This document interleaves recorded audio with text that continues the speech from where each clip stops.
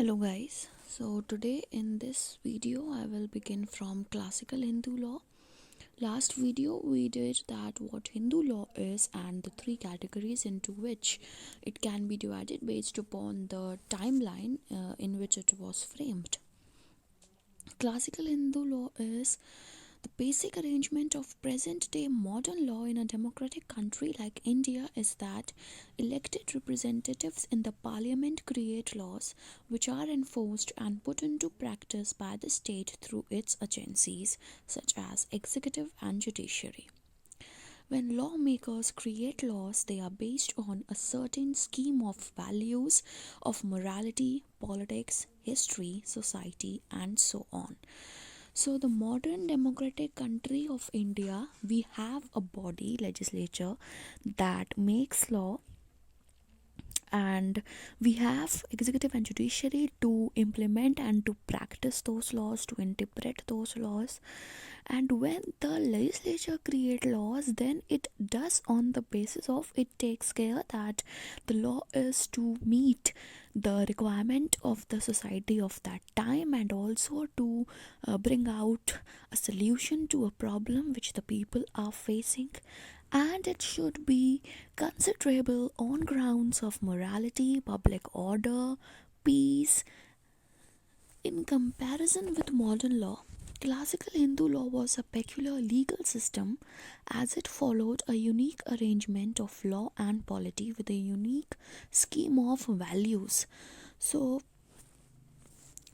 what this law was a legal system where it was based on values.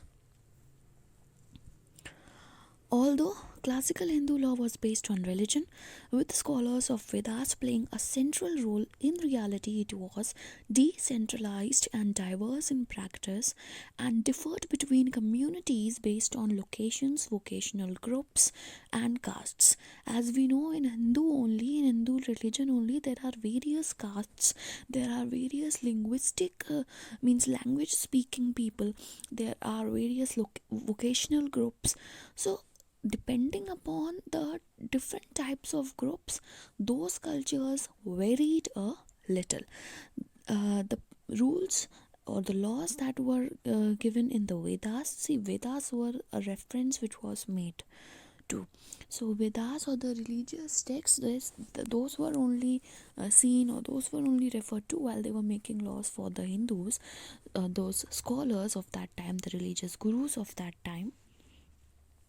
And so it was based on locations, vocational groups, and caste, and it varied on the basis of different people. Dharma means righteousness, duty, law. It is your dharma, it is a duty to do that. Dharma is wider in meaning with what we understand as law today. Dharma consists of both legal duties and religious duties. So dharma today is what we need to comply with as a citizen of India. That means what our duties are as per the legislations, and what are our duties as a person who is following Hinduism. It not only includes laws and court procedures but also a wide range of human activities like ritual purification, personal hygiene regimes, and modes of dress. Dharma provided the principal guidance by which one endeavored to lead his life. So Dharma said that what should be the restrictions, or what should be the ideal way to lead life for an individual. It also told about the personal hygiene, the personal health systems. Sources of Hindu law, there are three sources. First is Vedas. The four primary Vedas are Rig Veda, Yajurveda, Samveda, and Atharvaveda.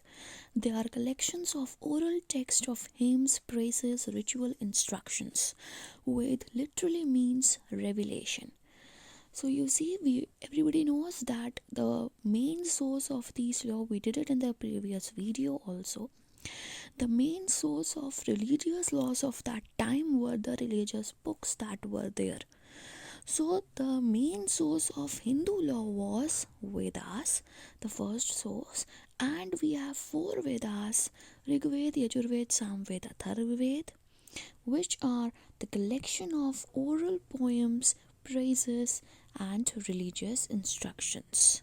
Second source is Smriti, which literally means as remembered, and it refers to tradition, means whatever traditions we remembered, which were followed and which we remember, that are written over. So Smriti is do you remember sort of thing. They are the humanly authored written texts, means humans only authored those that contain the collected traditions. Whatever traditions were practiced, remembering those, they were written down in a book by humans.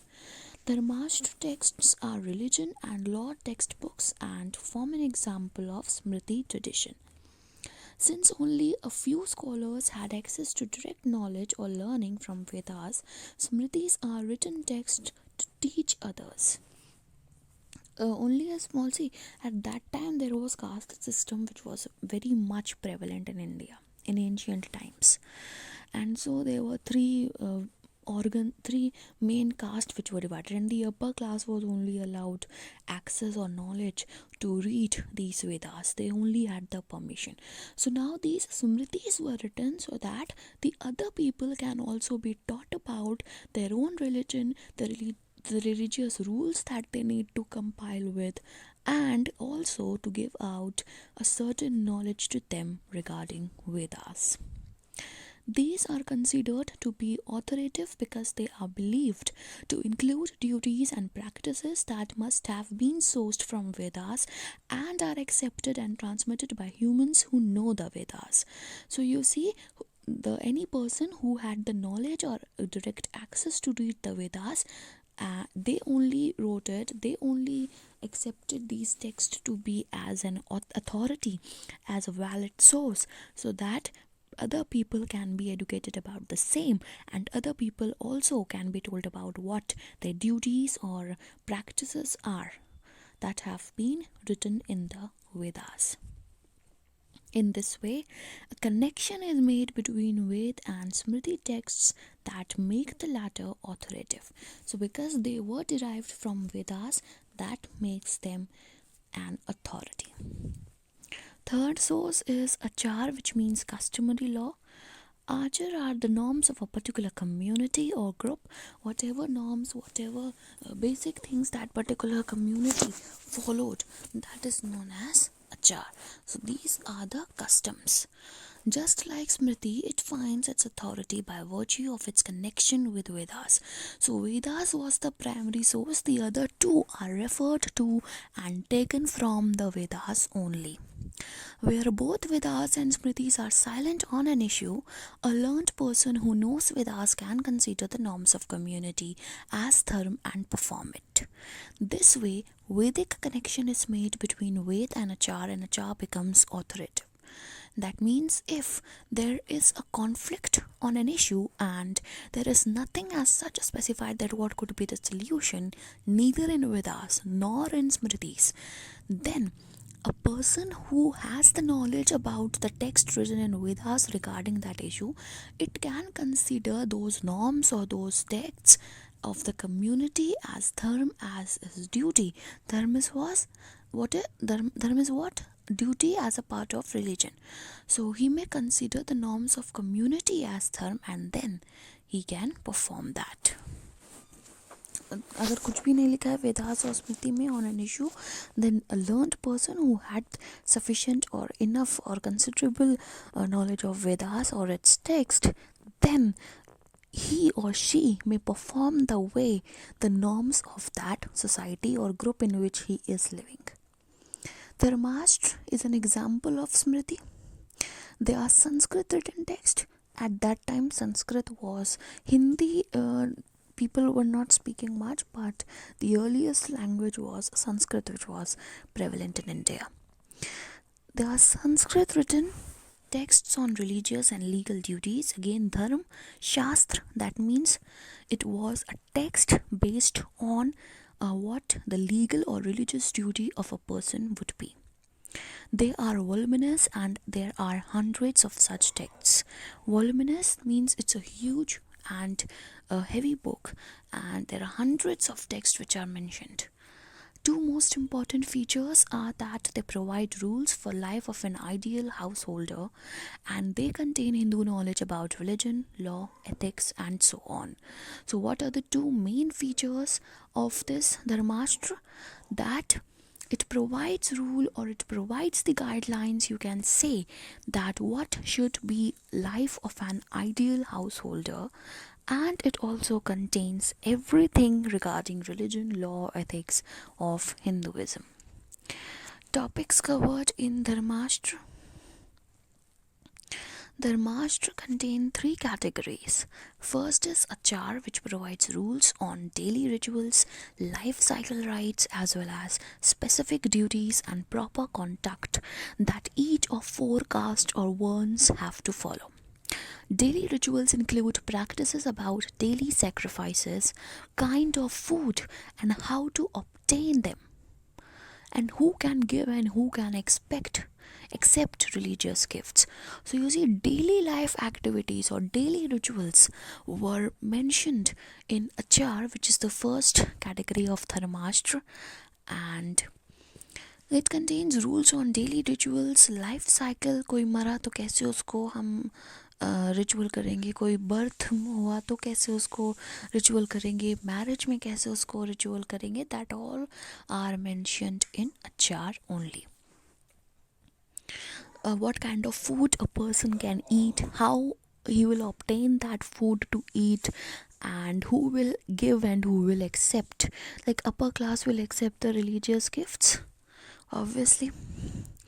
Life cycle rites are the rituals that are conducted on important events in one's life, like birth, marriage, tying of sacred thread. Achars also provide rules for duties for all ashram.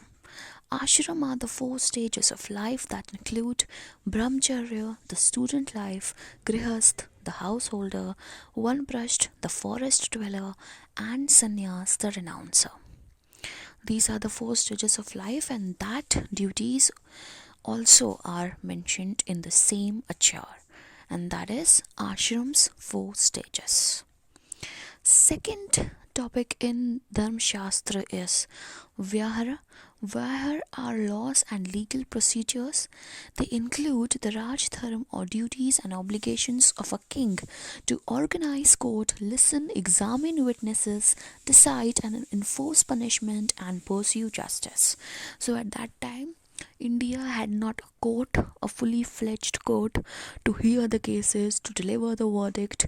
The kings only, the Raja, Maharaja, or the Queen only in their respective courts decided the matters and delivered justice. So for that, how would that be conducted? That was given in Vyavhar. That is the second topic mentioned in Dharamshastra, which included the duties of a king, that how will he take care of his people, of the citizens who are living in his province, to listen to them, to organize a proper court in which he will listen to the problems of the people, he will examine the witnesses, and then he will decide and deliver justice so that people may live happily in his reign. Third is Prayashit, which lays down rules for punishments and penances for violating the laws of dharma. Now you have done this thing, now you do a prayashit. That is the same thing, that if you have violated a law, then what would be the punishment or what would be the compensation that is expected from you to perform, and it is your duty to do that, to get free from the sort of pap for violating that law. Earlier it was considered to be a pap only.